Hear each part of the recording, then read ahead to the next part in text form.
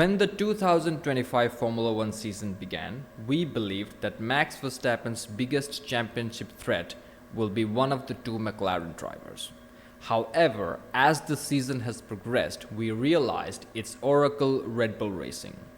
The energy drink company has left no stone unturned to make sure Max Verstappen drops out of the title picture as early as possible into the season. And so far, they're doing a great job. First of all, they started the season with a tractor, and you can see visibly the pace differential between the Red Bull RB21 and the McLaren car. Obviously, Max Verstappen is the second coming of Jesus Christ, so he still was competitive in that car, especially if you recall his performance in the 2025 Japanese Grand Prix with a fantastic pole lap, and he led from lights to flag, flawless victory. And before the Bahrain Grand Prix, he was only 1 point behind Lando Norris in the championship standings in a tractor. So all of the Red Bull engineers and mechanics, they started to think that what more can we do to make sure the Dutch champion, a generational talent, is incapacitated on the racetrack. So they transformed that tractor into a wheelie bin before the 2025 Bahrain Grand Prix. And you can see it in Verstappen's performance. His qualifying was shit. He was not only complaining about balance as he was in the earlier Grand Prix, there were two new complaints. He was complaining about the inconsistencies of the tire temperatures and the inconsistency in braking.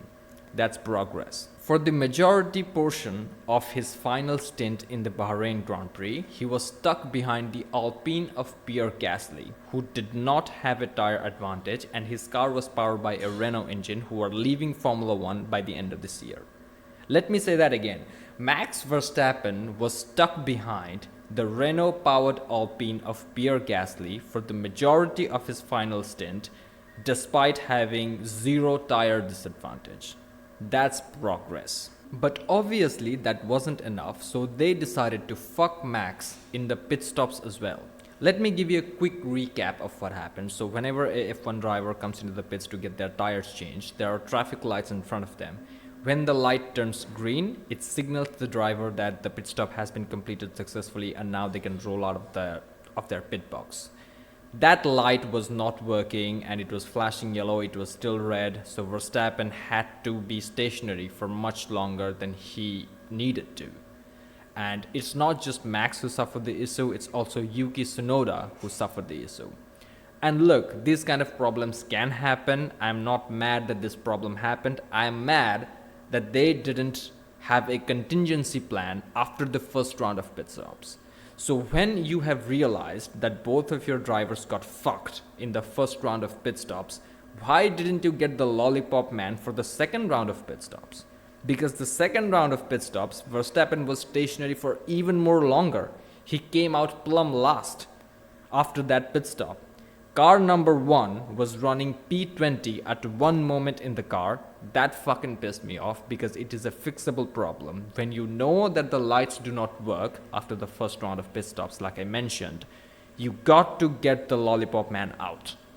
Another complaint I have with the Red Bull pit stops is that when they put Max Verstappen on the hard tires for his second stint, you have already experimented with the hard tires with Yuki Tsunoda in the third practice session. You know that it's a shit tire. Plenty of other teams have also experimented with it. You can see their lap times. You can see the difference. There was no need to put Verstappen on a hard tire. He lost a lot of time because there was no grip. He started on the softs. The way to go would be medium, medium, or medium, a long stint of medium in the middle, and a short stint on the softs towards the end. That would have been the right way forward. So obviously, transforming the car from a tractor to a wheelie bin wasn't enough. They fuck him in the pit stops by not bringing out the lollipop man when they could have. And then also, they put Verstappen on the hard tires, and he lost a significant amount of time due to these shenanigans. And the worst part of all of this is that the Red Bull team's engineers and decision makers are in denial about their piece of shit car. Last year, after the 2024 Italian Grand Prix, Max Verstappen clearly said that the car is fucked. Last year we had a great car, the most dominant car ever, but we have turned it into a monster, so we have to turn it around. We have gone from a dominant car to an undrivable car in the space of 6 to 8 months. That's very weird. We need to turn the car upside down. That's what the dominant champion has said, and it has all fell on deaf ears. During the Suzuka Grand Prix weekend, the chief engineer of Red Bull, Paul Monaghan, was approached by the journalists, and people asked him about the instability of the car, the clear instability of the car, and this is what this piece of shit had to say. So how twitchy your car is, or how nervous your car is, perhaps you will say that it's relative. I bet there are 18 other twitchy cars in this pit lane that all of us, myself probably the most, will find quite difficult to drive. And he continues, I think it's easy to overstate that we have got a difficult car to drive, but they're all quite difficult. Basically, what he is saying is that the obvious Red Bull's problems are greatly over-exaggerated and the drivers are being little bitches. He's basically saying Max Verstappen, when he said that the car is a monster and is fucking undrivable, is lying. And he is also, Paul Monaghan that is, he is also delusional about how quickly they can make progress. And if we are 2/10 off in a 5.5 kilometer circuit with 20 something corners, if we find a few hundredths in each corner, all of a sudden we are on the pace of the current lead car.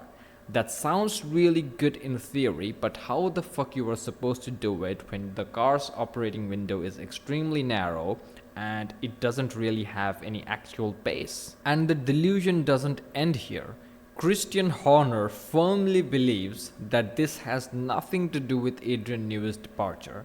This started to really highlight itself in Miami, and Adrian was plugged up until Friday of Miami, so there's no way it would have been impacted so quickly. And let me tell you something, Christian Horndog.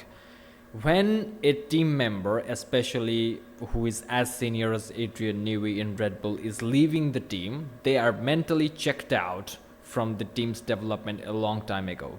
It's like a woman cheating on her husband, right? She checked out of the relationship a long time ago, and it's a matter of time before everything comes collapsing, and that's exactly what has happened in Red Bull. And another thing that pissed me off about Christian Horner is his comments about Yuki Tsunoda after the Bahrain Grand Prix. Yuki actually drove a good race.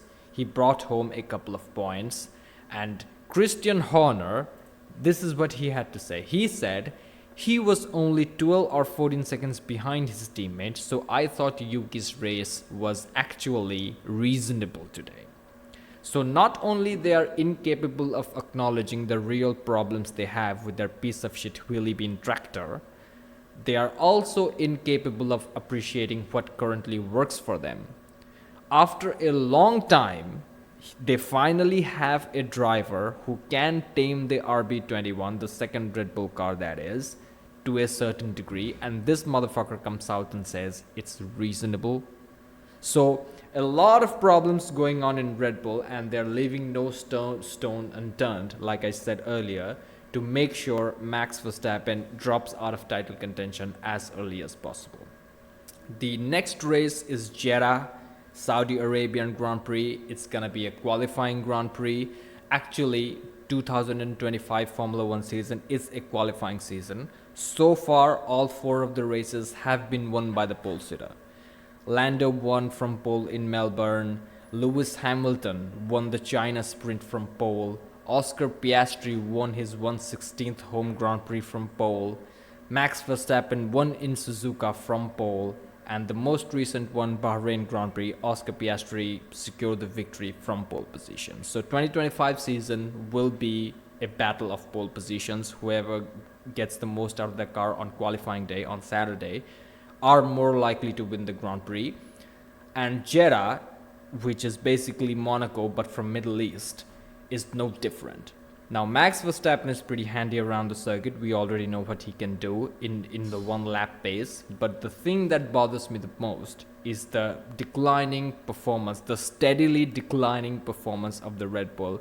And it's actually impressive how much they are fucking up the car. Maybe this is like a 4D chess move or something. Maybe all of the Red Bull engineers and teammates, they're like, you know what, we need to hit rock bottom to start going up. So perhaps they are, updating the Red Bull, upgrading the Red Bull to the back of the grid, and then from there they will start gradually going through the field. Thank you for watching, like and subscribe, and I'll see you in the next one.